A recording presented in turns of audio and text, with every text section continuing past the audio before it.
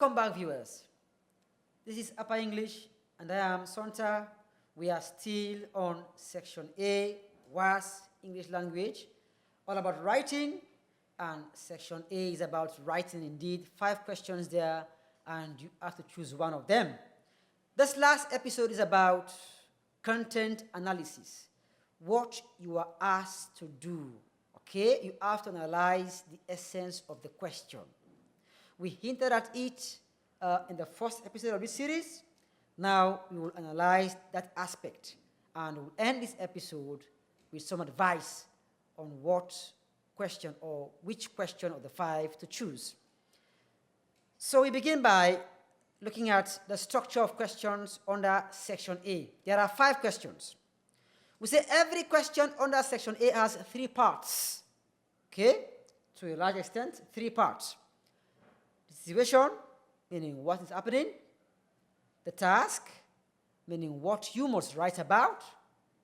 The format, meaning how you must write it. You see, what is happening, what you must write about, how you must write it. 3 aspects to every question. Key insight. These are what you have to extract from the question. First, the topic. Second, the focus, words that are guiding you as to what to do. And the genre, meaning what type of essay is this? Is this formal, informal? Is it narrative? Is it debate? Is it storytelling? So you have to bear that in mind. You have to read the question and extract these 3 from the question. So let us have an example, and we will actually experiment with the 3 things we have outlined. Your friend in another school has requested some information about your school to enable him to decide on moving to your school. Write a letter to him discussing at least 3 reasons in which your school excels. 3 reasons in which your school excels. So let's go. The topic we have extracted from this question is what? School transfer. Indeed, that is the topic. Focus words, 3 reasons your school excels. And of course, the type of essay, what we call the genre, meaning is informal letter. 3 things we've extracted.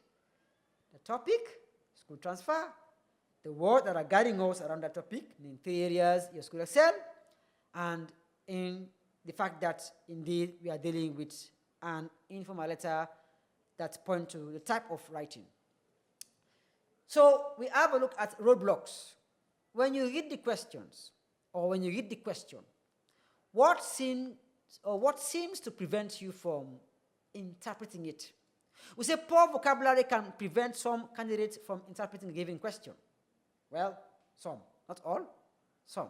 Example, write a letter to your father who has been on a long course abroad, telling him how the family has been faring, okay, faring in his absence, we'll say, faring in his absence. In this case, how the family has been doing. So if you don't know what faring means, you may end up interpreting the question in a very wrong way. And if you misinterpret it, what happens? You will end up writing something that will take marks away from your content. Another example would be a nagging problem in your family has so far defied all solutions. Meaning, if you have nagging, you don't know what nagging means, and you don't know what defied means, you fall into problems. So this we call them roadblocks. Roadblocks typically have got to do with those strange vocabulary, those words you find very strange. Okay, we continue. Write a story, real or imagined, which illustrates the saying, make hay while the sun shines. So if you don't understand what this idiom is about, and you just write, you will end up scoring not more than 4 marks for content. Again, write a story to illustrate this saying, forewarned is forearmed. If again you don't know what this idiom is about, how would you be able to provide a story that interprets it? So if you just go ahead and write, it's a problem. There was a year, a question was asked about to write a story to illustrate the saying is teaching time saves 9. I was told that a candidate wrote about 9 people who were on a boat, and they had a storm at sea, and the boat the boat was about to capsize. There was a hole in the boat. In fact, among the 9 people, they had a carpenter and a tailor, both of whom did their best to to seal that aspect of the boat, and 9 of them were saved. Just imagine. So the story was wrongly interpreted, or the idiom was wrongly interpreted. So imagine interpreting a question. Is teaching time safe time simply means, taking an action now when it is plausible before what? Before it gets worse. That's the meaning. So be very careful. When you don't understand a question, please don't answer it. Don't force yourself to respond to it. And we'll end this episode with actually, of the 5 questions, which one to choose. So given the state of our education, meaning our education is very bad, the following pointers are the realities. Many students do not know how to sound formal. Many students don't know what is formal English. Meaning, if they don't know what is formal English, that strikes out formal letter, debate, or article writing, because these ones are about formality. So formal letter, debate, or article writing may not be a good choice, since these forms largely lend themselves to formal language. So most candidates don't know how to sound formal. That's the first thing. And if they don't know, they should not write formal letter. They shouldn't even dare to write anything about, or anything on debate, or even article like that.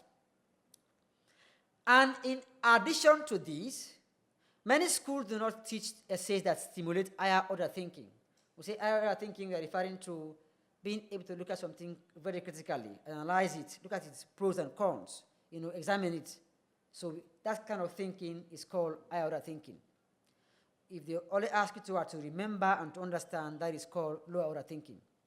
So forms outlined in point 1, meaning letter writing, debate, article writing, okay, are driven by higher order thinking, okay? Informal letter and narrative writing have been the common choices in schools.